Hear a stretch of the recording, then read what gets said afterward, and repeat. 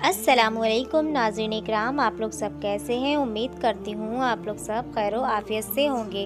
नाज़रीन इकराम, आज की वीडियो में हम जानेंगे कि अल्लाह रब्बुल इज़्ज़त ने औरत को मिट्टी से क्यों नहीं बनाया।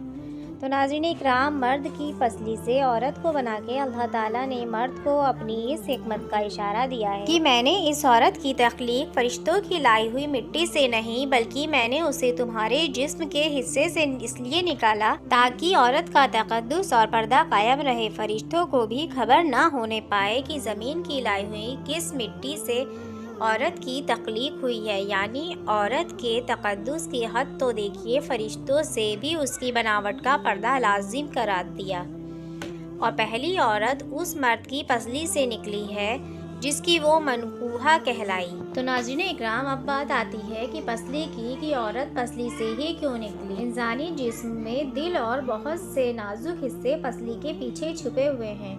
यानी पसली एक डाल है उन नाजुक हिस्सों के लिए जो अल्लाह पाक ने औरत को पसली से निकाल के ये नहीं बताया कि औरत में टेढ़ापन है, बल्कि उस औरत को पसली की तख्लीक करके ये बात समझा दी कि औरत वक्त पड़ने पर ढाल भी बन सकती है। नबी करीम सल्लल्लाहु अलैहि वसल्लम से एक शख्स ने अर्ज किया, या रसूल अल्लाह, कोई ऐसा मोमिन भी है जो जहन्नुम में रहेगा। हुजूर पाक नबी करीम सल्लल्लाहु अलैहि वसल्लम फरमाने लगे, हाँ, एक शख्स ऐसा होगा जो जहन्नुम के गहराइयों में 1000 साल तक रहेगा और मुसलसल ऊंची आवाज़ में पुकारता रहेगा, या हन्नान या मन्नान। एक दिन इस कदर ऊंची बुलंद आवाज़ से ही या हन्नान या मन्नान कहेगा कि हज़रत जिब्राइल अलैहिस्सलाम जहन्नुम के करीब से गुजरते हुए उसे सुन लेंगे और हज़रत जिब्राइल अलैहिस्सलाम हैरान होंगे कि ये कैसी अजीब आवाज़ है कि कोई मुसलसल या हन्नान या मन्नान पुकार रहा है। हज़रत जिब्राइल अलैहिस्सलाम अर्श के सामने हाजिर होंगे, सर सजदे में रखकर अल्लाह की तस्बीह बयान करेंगे और अल्लाह फरमाएगा कि ए जिब्राइल अलैहिस्सलाम, सर उठाओ। जैसे ही हज़रत जिब्राइल अलैहिस्सलाम सर उठाएंगे तो अल्लाह फरमाएगा, बताओ जिब्राइल अलैहिस्सलाम, क्या अजीब देखा आज तुमने। तो हज़रत जिब्राइल अलैहिस्सलाम अर्ज़ करेंगे कि ए हमारे प्यारे रब, मैंने जहन्नुम से आती हुई एक आवाज़ सुनी जो कि गहरे गड्ढे से लग रही थी। कोई पुकार रहा था, या हन्नान या मन्नान। अल्लाह फरमाएगा, ए जिब्राइल अलैहिस्सलाम, जहन्नुम के दरवाज़े मालिक के पास जाओ और उसे कहो कि जो बंदा या हन्नान या मन्नान की सदा लगा रहा है उसे जहन्नुम से निकाल कर तुम्हारे हवाले कर दें, फिर उसे मेरे पास लाओ। हज़रत जिब्राइल अलैहिस्सलाम जहन्नुम के दरवाज़े पर तशरीफ़ ले जाएंगे और दरवाज़े पर दस्तक देंगे। मालिक बाहर आएंगे और हज़रत जिब्राइल अलैहिस्सलाम उन्हें अल्लाह पाक का हुक्म सुनाएंगे। हुक्म सुनकर मालिक जहन्नुम के अंदर जाएंगे। नबी करीम सल्लल्लाहु अलैहि वसल्लम फरमाते हैं, जैसे माँ अपने बच्चे को पहचानती है, मालिक वैसे ही जहन्नुम को पहचानते हैं। उसके बावजूद आप या हन्नान या मन्नान कहने वाले शख्स को तलाश नहीं कर पाएंगे। बाहर तशरीफ़ लाएंगे और हज़रत जिब्राइल अलैहिस्सलाम से अर्ज़ करेंगे कि यह जिब्राइल, जहन्नुम ने गहरा सांस लिया है, इसलिए कौन सी चीज़ पत्थर है, कौन सी चीज़ लोहा है और कौन इंसान है, इसकी पहचान नहीं हो रही है। हज़रत जिब्राइल अलैहिस्सलाम फिर अल्लाह की बारगाह में सजदा करेंगे और अल्लाह इरशाद फरमाएगा, ए जिब्राइल अलैहिस्सलाम, सर उठाओ, तुम या हन्नान या मन्नान कहने वाले को क्यों नहीं लाए।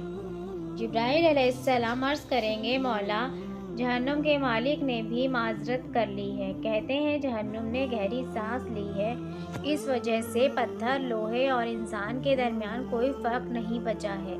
ये सब जलकर कोयला बन चुके हैं, किसी की पहचान नहीं हो पा रही है। अल्लाह फरमाएगा, जिब्राइल, दरवाज़े के मालिक से कहो, मेरा बंदा जहन्नुम के फला गड्ढे में फला कोने में इस हालत में पड़ा हुआ है।